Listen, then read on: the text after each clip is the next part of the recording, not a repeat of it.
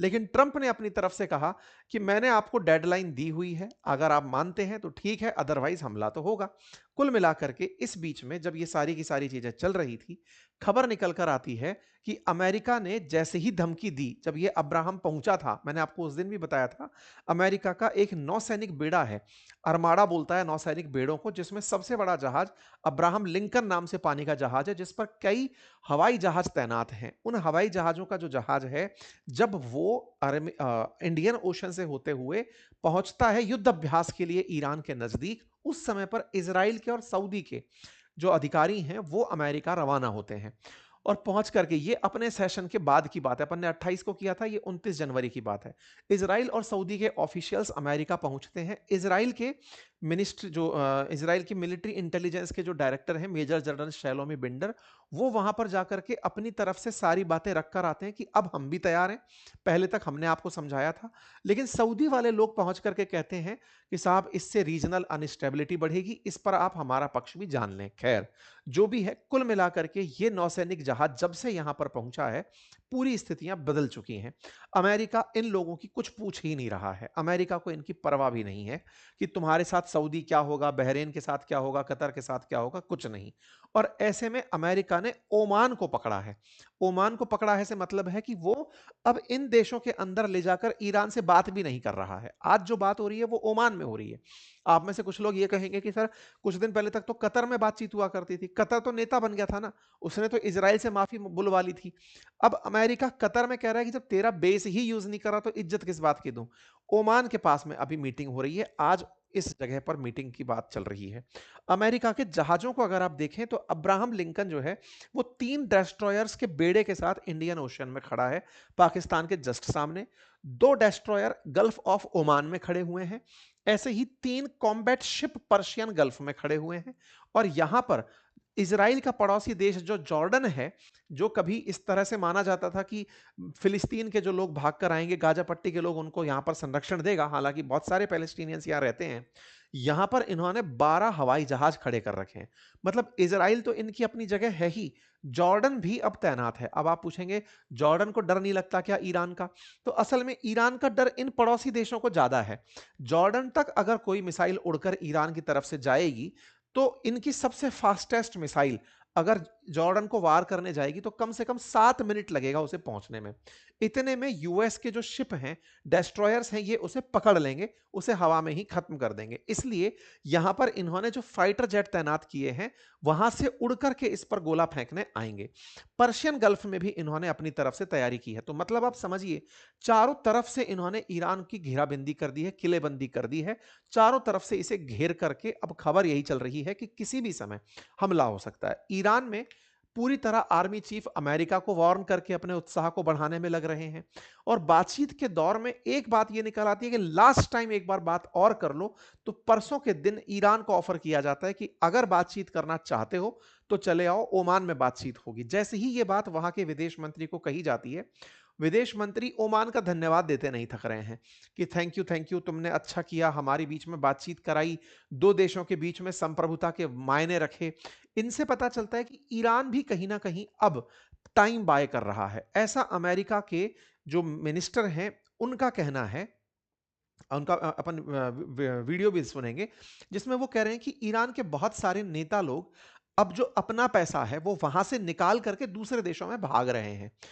Iran के अंदर धीरे धीरे डॉलर की तो कमी हो ही रही है।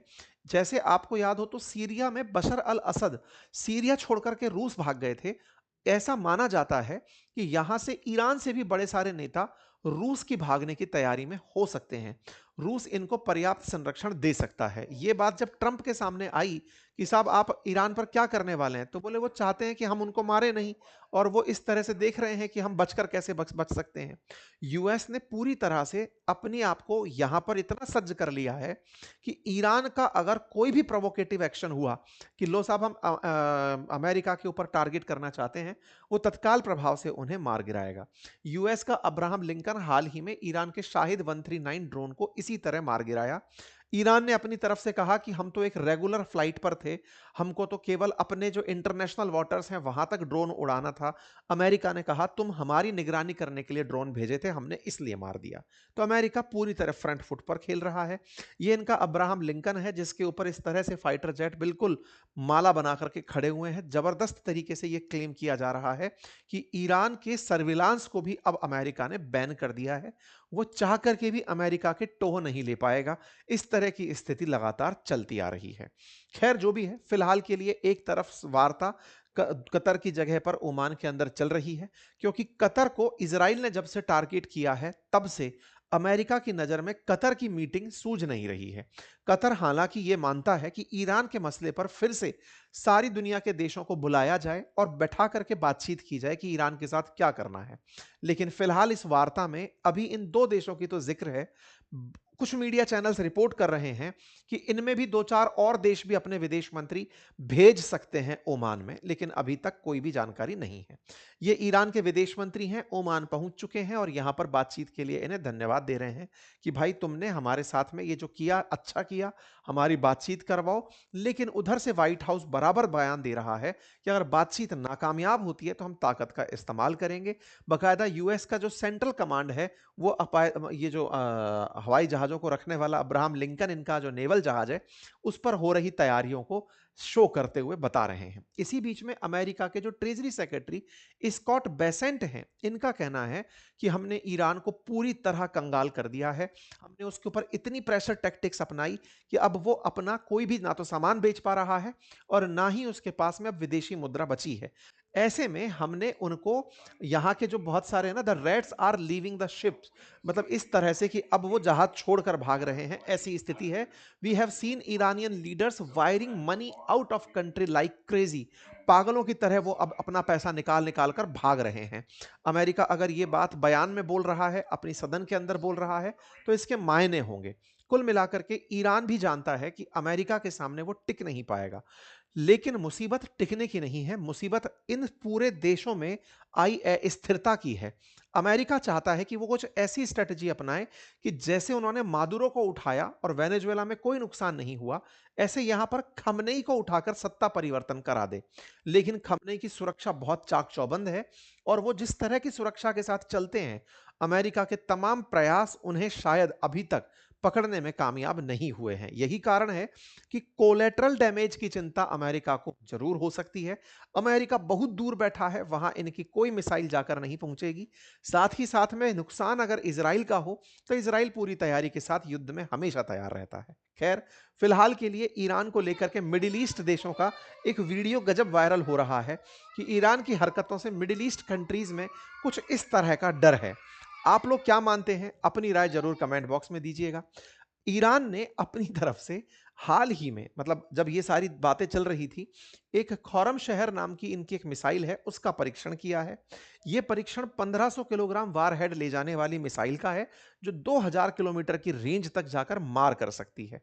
ईरान के द्वारा ऐसे समय पर अपना शक्ति परीक्षण अपने लोगों के अंदर आत्मबल और विश्वास बढ़ाने वाला है और अमेरिका के सामने यह बताने वाला कि आप गलती मत करना, हम आपके कई ठिकानों को टारगेट कर सकते हैं। खैर, अल्टीमेटली ईरान अमेरिका अगर युद्ध की स्थिति में जाएंगे तो दुनिया के व्यापार पर और बाजार पर गहरा असर पड़ेगा।